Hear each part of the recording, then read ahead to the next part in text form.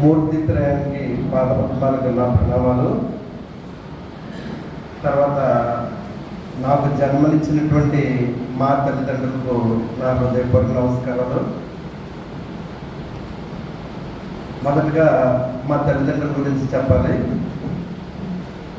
మా నాన్నగారి వయసు 88 సంవత్సరాలు, మా తల్లిగారి వయసు 83 సంవత్సరాలు. ఇద్దరికి 5 ఏళ్ళు తేడా. నిజం చెప్పాలంటే మా బేతాళ స్వామి గుడి వైపు నుంచి ఆ చివరిలో ఉన్న వృద్ధ దంపతులు మా తల్లిదండ్రులే.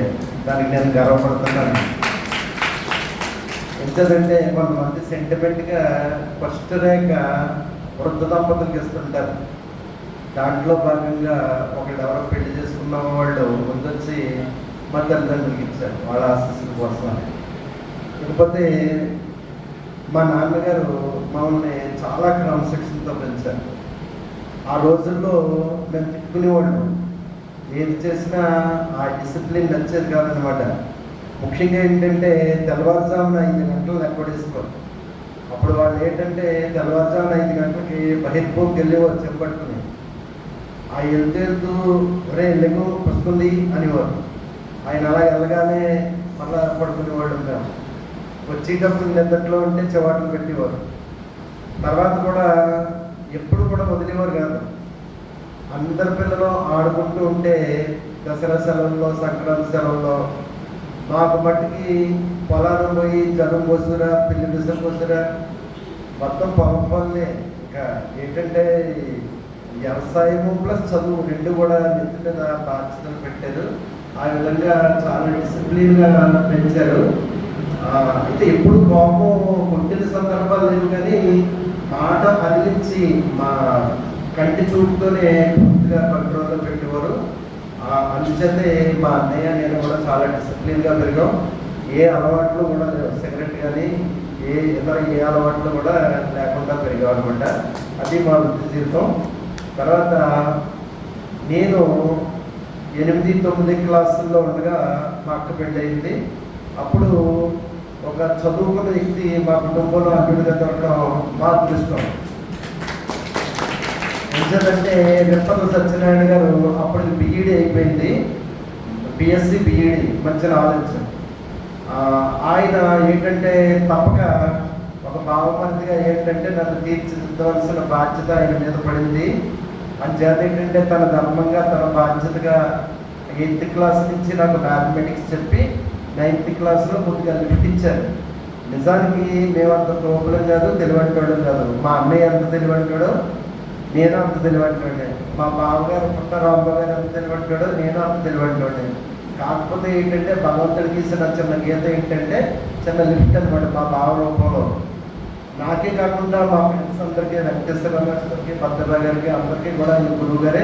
చాలా మందికి గురువు గారు ఆ జనరేషన్కి. అది మా కుటుంబ చరిత్ర. ఇక అంచేత నేను ఈ రోజున ఈ ఉద్యోగంలో ఎలా స్థిరపడి ఇంత ఉన్నత స్థాయికి వచ్చానంటే దానికి కేవలం మా బావగారే. అంచేత ఏంటంటే మా బావగారికి ఎప్పుడు కూడా నేను రుణపడి ఉంటాను.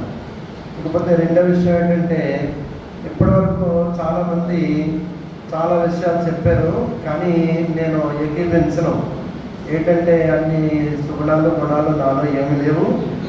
నా ధర్మాన్ని నేను నిర్వర్తించాననే చెప్తాను. ఇకపోతే నా కెరీర్ సంబంధించి నేను మేడపాడులో 86లో జాయిన్ అయ్యాను.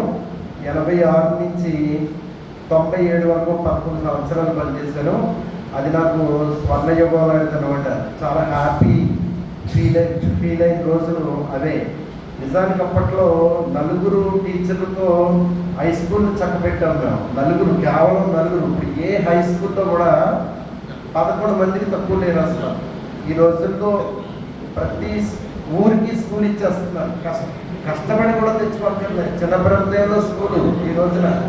చిన్నబ్రహ్మదేవ్ అంటే మన ఊర్లో 4 ఉంటుందో. ఆర్టీపట్ల రాయకుపాలపట్నంలో స్కూలు, పెద్ద బ్రహ్మదేవులో స్కూలు, ఎక్కడికెక్కడే స్కూళ్ళు వచ్చేసినాయి. ప్రతి స్కూల్కి 11 మంది టీచర్లు మినిమం ఉంటున్నారు.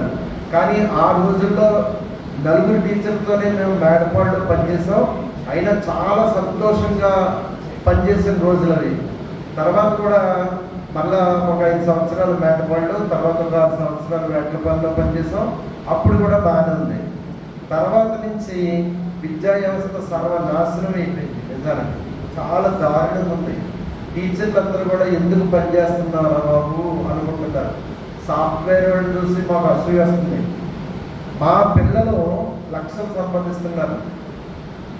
మేము ఇంకా ఏంటంటే చాలామంది టీచర్లు లక్ష కూడా సంపాదించిన వాళ్ళు ఎక్కువ.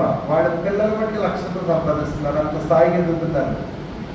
ఇక్కడ ఏంటంటే ఇంకా సాఫ్ట్వేర్ చాలా ఒత్తిడి అంటారు, కానీ టీచర్ ఒత్తిడి ఎవరికీ తెలియదు. ఇప్పుడు అసలు సంతృప్తి లేని జాబ్ ఏదన్నా ఉందంటే టీచింగ్ జాబ్ అనమాట. ఎంత దరిద్రం అంటే ఈరోజు వాట్సాప్లో గ్రూప్లో ఒకడు పెట్టారు, తెలంగాణలో ఒక గ్రామంలో చాటింపు వేస్తున్నారు. ఏంటా చాటింపు అంటే, మీ పిల్లల్ని సర్కారీ బడుల్లో జాయిన్ చేయకపోతే, గవర్నమెంట్ స్కూల్లో జాయిన్ చేయకపోతే మీ పెన్షన్ రద్దు చేయిస్తాం, మీ రేషన్ కార్డు తీయించేస్తాం.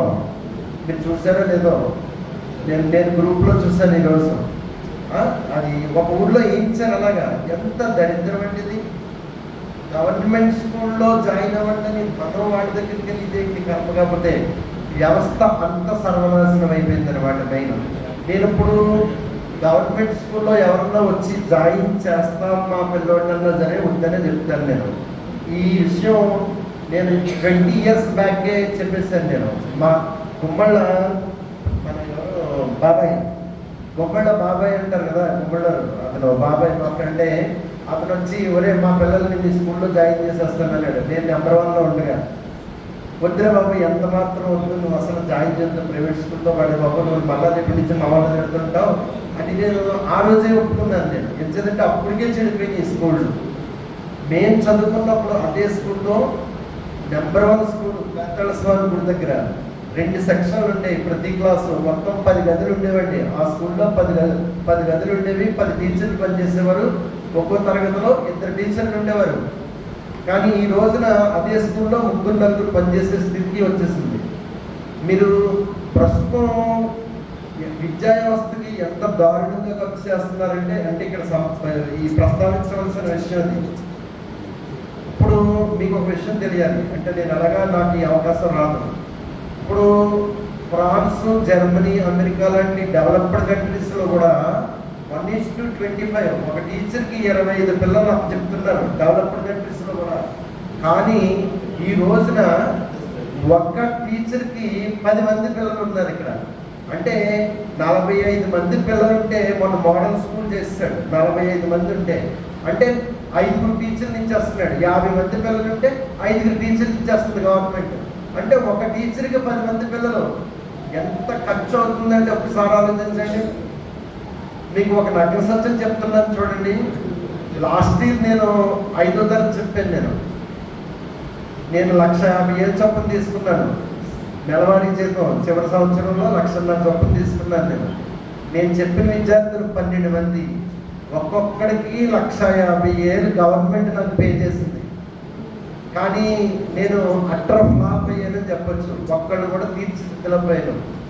సమస్య అలాంటిది. ఎంచేదంటే 5లోకి నా దగ్గరికి వచ్చేటప్పటికి ఒకళ్ళు ఎల్కేజీ స్టాండర్డ్ కూడా లేకుండా వచ్చారు. ఎల్కేజీ అంటే 5 అంకెలు కూడా రావు. 1, 2, 3, 4, 5 రాకుండా ఒక అమ్మాయి వచ్చింది. ఇంకో 3-4 పిల్లలు ఫస్ట్ క్లాస్ స్టాండర్డ్ లేకుండా వచ్చారు. ఇంకో 3 ఎంతమంది అయితే 2nd క్లాస్ స్టాండర్డ్ లేకుండా వచ్చారు. నా దగ్గరికి వచ్చిన ఒకే ఒక అబ్బాయి 5th స్టాండర్డ్ వచ్చాడు. అంటే 4th క్లాస్ బేసిక్స్తో 5th ఎలిజిబుల్ అనమాట. ఇంకో 2 పిల్లలేమో 4th స్టాండర్డ్ కొద్ది దిగున. నిజం చెప్పాలంటే 3 పిల్లలే ఎలిజిబిలిటీ ఉంది 5thలో వాళ్ళకి. ఆ 3కే నేను చెప్తే ఈ 9 మంది నాశనం అయిపోతారు, ఇంకేమి రాదు. ఎలా చెప్పాలో నాకు అర్థం అవ్వలేదు. బుర్ర పట్టుకున్నాను నేను. ఎంతలా చెప్పినా నేను ఫెయిల్ అయ్యాను. నేను ఎంచేదంటే గవర్నమెంట్ కట్టిపడేసింది. నేను టీచింగ్లో కూడా ఎప్పుడు కేర్ చేయకుండా నా బంధాలు నేను పోయేవాడిని. పూర్తి స్వేచ్ఛ తీసుకుని నా ఇష్టం వచ్చినట్టు చెప్పుకునేవాడిని. గవర్నమెంట్ వర్క్ బుక్లు పంపేది, వర్క్ బుక్లు కట్టకట్టి పైన పారేసి నా దారుణంలో నేను చెప్పుకునేవాడిని ధైర్యంగా. కానీ ప్రవీణ్ ప్రకాష్ అని మీకు అందరికీ తెలిసే ఉంటుంది, ఒక IAS ఆఫీసరు. వాడు వచ్చిన తర్వాత టీచర్ల మీద కక్ష సాధింపు అనమాట. జగనన్న అలా వదిలేడు అనమాట. టీచర్ని సరదా తీర్చేస్తారని టీచర్లో కొంచెం చేశారు విజయవాడలో గవర్నమెంట్కి వ్యతిరేకంగానే. గవర్నమెంట్ బరువు తీసేసారు, వీళ్ళు ఎలా కాదు, వీళ్ళు ఎలా పక్కాలి, అలా దొరుకుతానని ప్రవీణ్ ప్రకాష్ గారు ఒక ఐఏఎస్ ఆఫీసర్ని మా మీద వదిలేడు. దాంతో ఏంటంటే ఆయన స్కూళ్ళ మీద పడి, నీ బుక్ ఏది, నీ వర్క్ బుక్ ఏది, నువ్వు ఎందుకు రాయించలేదు, నేను సస్పెండ్ చేస్తున్నాను. రాత్రి 9 గంటలకు వెళ్ళేవాడు. ఏంటి స్టూడెంట్స్ పేరెంట్స్ ఇంటికి రాత్రి 9 వెళ్ళి ఆ వర్క్ బుక్స్ వాళ్ళ దగ్గర నుంచి తీసుకుని ఆ కన్సర్న్ టీచర్ చెప్పాడా లేదా, దిద్దేడా లేదో చూసి ఏదన్నా లోటుపాట్లు ఉంటే వెంటనే సస్పెండ్ చేసేసానని కూడా. దాంతో ఏంటంటే మా మీద పడి, నువ్వు వర్క్ బుక్ రాయించావా, వర్క్ బుక్ దిద్దేవా, అలా చేసావా, ఇది చేసావని మా మీద ఉన్న పై అధికారులు చెప్తుంటే మేము చదువులు మానేసి కేవలం ఈ పిల్లల చేత ఆ వర్కులు చేయించడం, దిద్దించడం, అవి చేయించడం. ఇప్పుడు ఈ రోజున ఎవరికి ఏమీ రావడం లేదు గవర్నమెంట్ స్కూల్లో. నిజానికి ఆడిముచ్చాలని టీచర్లు ఉన్నారు గవర్నమెంట్ స్కూళ్ళలో, ఆడిముచ్చాలని టీచర్లు ఉన్నారు, కానీ పిల్లలు శ్రద్ధ లేని పిల్లలు ఉన్నారు. ఈ రోజున ప్రతి పిల్లోడు స్కూల్లోనే ఉన్నాడు, స్కూల్ బయట ఏ పిల్లోడు లేడు. బయట ఆడుకునే వాళ్ళు కూడా మా మీదకి ఎక్కించేస్తున్నారు అనమాట. అంచేత ఈ విధంగా విద్యా వ్యవస్థలో అయితే నేను చివరిగా ఎటువంటి తృప్తి లేదు. నాకు ఈ 10 సంవత్సరాలుగా జాబ్ సాటిస్ఫాక్షన్ లేక, ఉపాధ్యాయ వృత్తిలో సంతృప్తి లేక, నేను ఎప్పుడు రిటైర్ అయిపోతాను అని మీరు చెప్తే నమ్మరు. సంవత్సరాలు, నెలలు, రోజులు, చివరికి గంటలు కూడా లెక్కెట్టుకునేవాడిని ఎంత తొందరగా రిటైర్ అయిపోవాలని. జీతం చూస్తే చాలా బాగుంది, ఉన్నతమైన జీతం, చాలా ఆనందం కలిగించే జీతం, కానీ చేసే న్యాయం ద్రోహం, పిల్లలకు ద్రోహం విధంగా. ఏంటంటే అది మాది కాదు, తప్పు, వ్యవస్థతో తప్పు. విచిత్రం ఏంటంటే గవర్నమెంట్ కూడా కొంత మార్పు తీసుకురావడానికి ప్రయత్నించింది. దాంట్లో జగనన్న ఏం చేశాడంటే ప్రైమరీ స్కూల్ పట్టుకెళ్ళి హై స్కూల్లో బ్యాచ్ చేశాడు. అది ఒక విధంగా ఫెయిల్ అయింది. ఎందుకంటే పెద్ద పిల్లల్ని పట్టుకెళ్ళి చిన్న పిల్లల్ని పట్టుకెళ్ళి పెద్ద పిల్లల దగ్గర పడేస్తే వాళ్ళు ర్యాంక్ చేసి అది సెట్టింగ్ సరిగ్గా కుదరలేదు. తర్వాత ఈ కొత్త గవర్నమెంట్ వచ్చాక లోకేష్ బాబు ఏం చేశాడంటే ఆ విద్యా వ్యవస్థను మారుస్తాడు. ఇప్పుడు కూడా అదే కొట్టు మీద ఉన్నాడు. లోకేష్ ఏమంటున్నాడంటే ఆంధ్ర మోడల్ ఎడ్యుకేషన్ ఒక ఏడాదిలో చూపిస్తాను, ఆంధ్ర మోడల్ ఎడ్యుకేషన్ ఎలా ఉంటుందో అని చాలా కలలు కంటున్నాడు. కానీ అట్టర్ ఫెయిల్ అవుతుందని నేను ముందే చెప్పేస్తున్నాను. ఏ కళలో కలగలదు, విద్యా వ్యవస్థ సర్వనాశనం అయిపోయింది. దాన్ని మార్చాలంటే చాలా కష్టం. ఎందుకంటే తను మోడల్ స్కూల్ పెట్టాడు. ఇందాక అన్నారు కదా, ఒక టీచర్ 10 మంది తలపెట్టిందే. పిల్లలు లేరు, పిల్లలు రోజుకి తగ్గిపోతున్నారు, టీచర్లు పెరిగిపోతున్నారు. విచిత్రం ఏంటంటే ఈ గవర్నమెంట్ రాగానే కొత్త డిఎస్సి వేస్తుంది, 16,000 టీచర్ల పోస్టులు చేస్తుంది. కానీ విచిత్రం ఏంటంటే మొన్న రేషనలైజేషన్లో 3,000 మంది మిగిలిపోయారు. స్టేట్ లెవెల్లో 3,000 మంది మిగిలిపోయారు. ఈ 16,000 మంది చేంజ్ చేస్తాడు.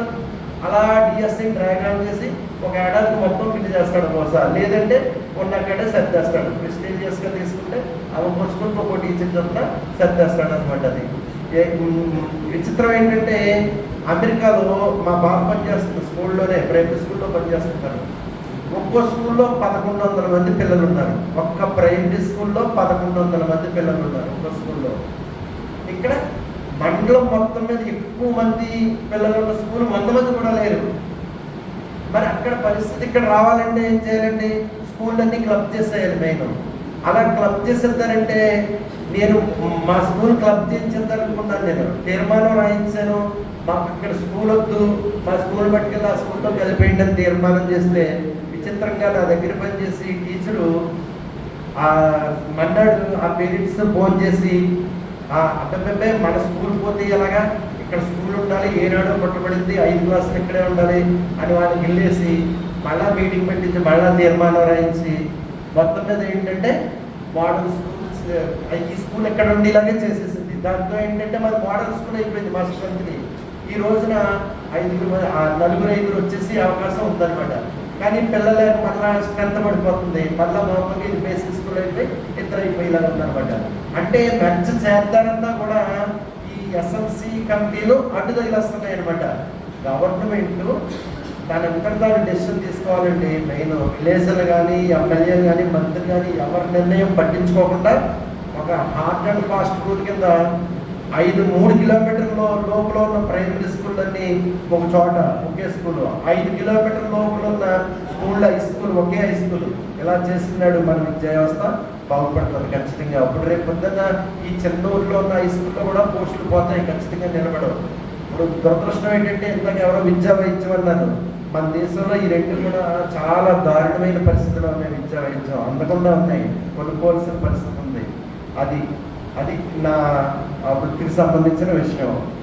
ఏది ఏమైనా మరి మీరందరూ కూడా ముఖ్యంగా ఈ రామకృష్ణ సేవా సమితి వారు నన్ను గుర్తించి ఇలా గౌరవించి నాకు ఈ చిరు సత్కారం చేస్తున్నందుకు మొదటగా సమితికి నేను నా ధన్యవాదాలు తెలియజేస్తున్నాను.